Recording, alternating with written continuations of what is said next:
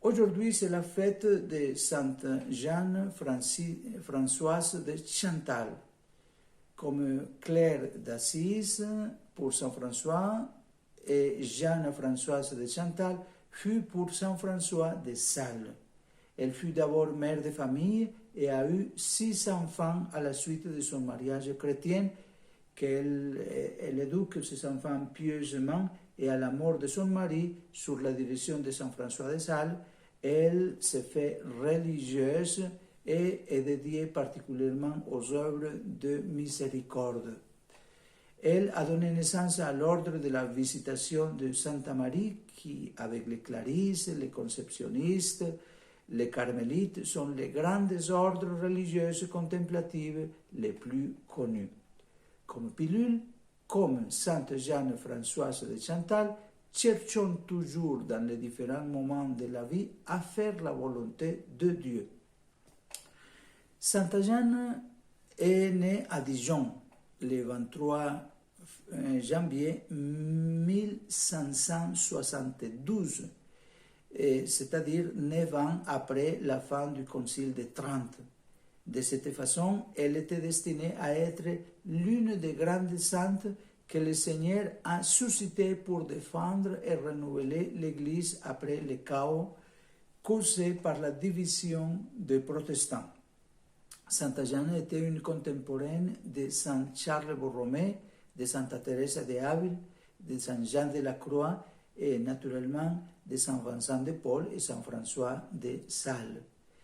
Sa mère est décédée quand elle avait à peine 18 mois. Donc, c'est son papa qui a dû la élever et a eu une grande influence sur elle. Lui était vraiment quelqu'un de très religieux, très pieux, très charitable. À 21 ans, elle épouse le baron Christophe de Ravoutan-Chantal, dont elle aura, comme je l'ai déjà dit, 6 enfants. Après 7 ans de mariage idéal, son mari meurt dans un accident de chasse.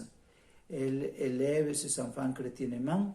Elle a passé environ 7 ans sur la garde erratique et dominatrice de son beau-père, endurant des abus et des humiliations. En 1604, lors d'une visite à son père, il rencontre Saint François de Sales. Avec lui commence une nouvelle vie. Sous la brillante direction spirituelle de Saint François de Sales, notre sainte grandit en sagesse spirituelle et en sainteté authentique. Travaillant ensemble, eux fondèrent donc l'ordre de la Visitation à Nancy en 1610. Leur projet d'abord était faire une communauté très semblable à celle des Sœurs de la Charité de Saint Vincent de Paul, mais ils finissent pour faire une communauté contemplative. Nous savons qu'elle a donné aux pauvres tous ses bijoux, mais elle nous a laissé des bijoux, grâce à Dieu, pleins de sagesse et d'édification religieuse.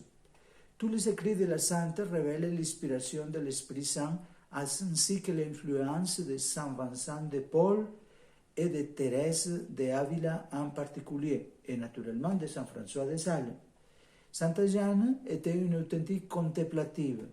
Comme Sainte Brigitte de Suède et d'autres mystiques, elle était une personne très active, pleine de projets multiples pour la gloire de Dieu et la sanctification des âmes. Elle a établi pas moins de 86 maisons de l'ordre. On estime qu'il a écrit non moins de 11 000 lettres, duquel se conserve seulement 2000.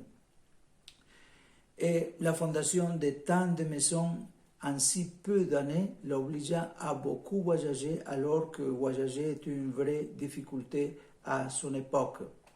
Le 13 décembre, nous nous souvenons de son entrée dans le royaume des cieux, mais sa fête a été fixée le 12 août.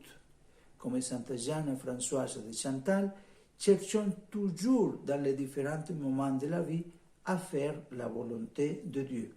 Bonne journée à vous tous.